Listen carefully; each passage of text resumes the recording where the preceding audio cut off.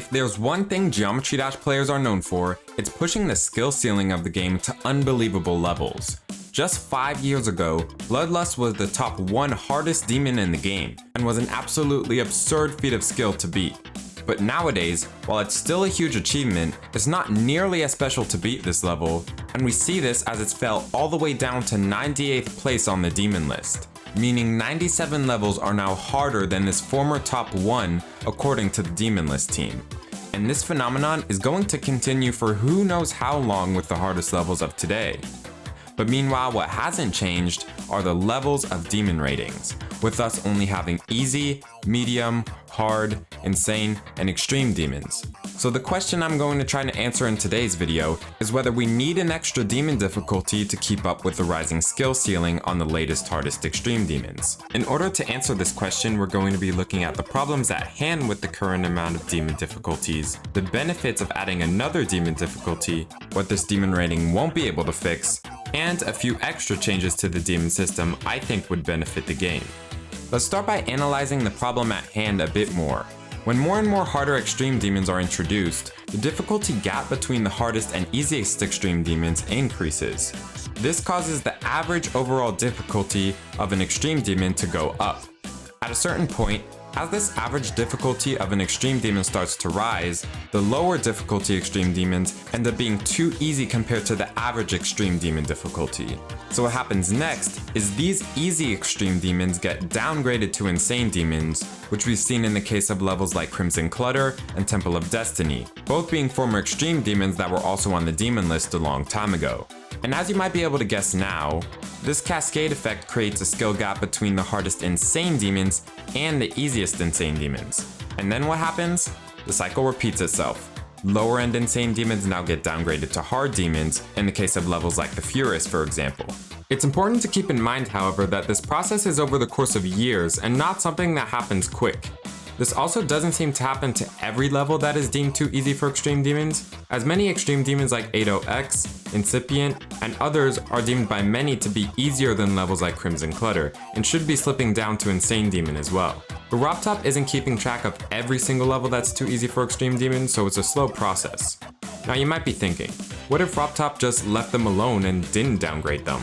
And yeah, I mean, this would be possible, but it would make the achievement of completing an extreme demon something super broad. The best player in the world, and someone like me, could both say we beat a level with the hardest difficulty in the game, but we would still be in completely different leagues of skill, which is the problem with just letting the extreme demon category inflate. And so to prevent this issue, there are 2 main solutions that can be implemented. By slotting in this new difficulty right above extreme demons, these highest skill tier levels will now have a spot to be without this cascading effect taking place, and causing people who have beat easy extreme demons to have their achievement demoted to an insane demon. The other solution is to slot this new difficulty right below extreme demons. This would mean that now the levels that are in an awkward in-between spot between extreme and insane demons, as well as some of the extreme demons that aren't among the hardest in the game, have a new difficulty to go to altogether without making the gap between easy and hard insane demons too wide. Either solution will be able to fix these wide difficulty gaps within the various demon ratings in the same way, and restore a more even gap for all of them. Now, while I think this solution would work well, there are a few problems this change won't be able to fix. First off, attempting to determine which levels will go into this new difficulty will inevitably stir up conflict within the community. I'm already very used to seeing comments on certain levels of people expressing their disagreement with the level's rating. And even with this new rating being introduced, inevitably certain levels will get ratings people disagree with no matter what. The best attempt I could think of to determine a level's placement would be to base the hardest new demon difficulty after the top 100 or 150 hardest demons on the demons list, as it's what people generally look at to find the hardest demons in the game. But again, there's never going to be a perfect agreement on this. The second issue this won't be able to fix, and might in fact amplify, is the floor for being considered good at the game. This varies from person to person, but I've found personally that I've always felt a sort of drive ever since 2.1 came out with the demon rating system to at least have one extreme demon beat at all times, to consider myself good at the game. And I actually achieved this years ago after beating Temple of Destiny, which as I mentioned before, was a former extreme demon for a good amount of time after its release. And after beating it, I felt like I could finally feel like an accomplished player after all these years. Then I wake up one day just to see it downgraded to an insane demon. And even though in reality I didn't care that much over a change like this, it does kind of hurt to see a demon you beat get downgraded in difficulty. I eventually did beat another extreme demon, being 80X. However, I wouldn't be surprised if this level falls down in difficulty too, as it was surprisingly easy to beat, especially on 240Hz. All this to say that once a new difficulty gets added, and now the top 100 to 150 hardest demons are now in a new class of difficulty, your once amazing achievement will now be downgraded to something very good. I don't know if I'm relating to anybody with this part, but I still found it worth mentioning as it's something I've felt throughout my time playing this game. Lastly, I have to mention that this will never be a permanent solution to a rising skill ceiling. I like to think of this phenomenon almost like demon inflation, in the sense that as raising the prices of goods in real life is a temporary response to more money being distributed among people in the economy, adding more demon difficulties won't stop the skill ceiling from rising to the point where we might need another demon difficulty. Except that it's not exactly a bad thing that the skill ceiling rises, unlike real life inflation. So honestly, no one knows how many times RobTop might have to add another difficulty till it becomes one of those kids drawings with the hundreds of different difficulties with ridiculous names. We'll only find this out the day we somehow reach peak Geometry Dash performance. But as of now, we don't know when that day may come. Now it's time to explain how this should be implemented, with a few extra changes I think should be made to the demon system.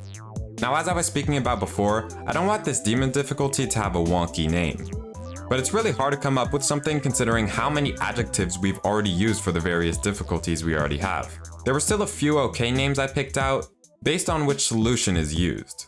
For a demon difficulty above Extreme Demon, I was thinking either Supreme Demon or Ultimate Demon, which to me sounds more significant than Extreme. And if it's below Extreme Demon, either Intense Demon or Mighty Demon. Here are two designs I came up with for both the demon easier than Extreme, being a sort of blend of Extreme and Insane Demon with a slightly brighter color than Extreme, but darker and more angry than Insane, which I think looks okay but is a bit too similar to the two in my opinion. And one harder than Extreme, having larger horns, an angrier expression, and a darker color scheme which I like a lot more personally. Let me know if you have any other name or design ideas yourself in the comments. Now finally, one thing I haven't been able to understand for the life of me is why each demon difficulty gives you the same amount of stars. It doesn't matter all that much to me personally as I don't grind stars, but I always thought that we should get more reward for a bigger achievement. So I thought, why not also give an extra star for each increment of demon difficulty beat? Meaning that easy demons would give 10 stars, and each other demon difficulty would go up by 1 star, with this new highest difficulty giving a max of 16 stars. Which makes sense as beating Deadlocked already gives us 15 stars anyways. I think that this change would give just a little more motive for trying to beat harder demon difficulties, and make completing them feel more rewarding. Let me know your guys' thoughts on this below. I love you all.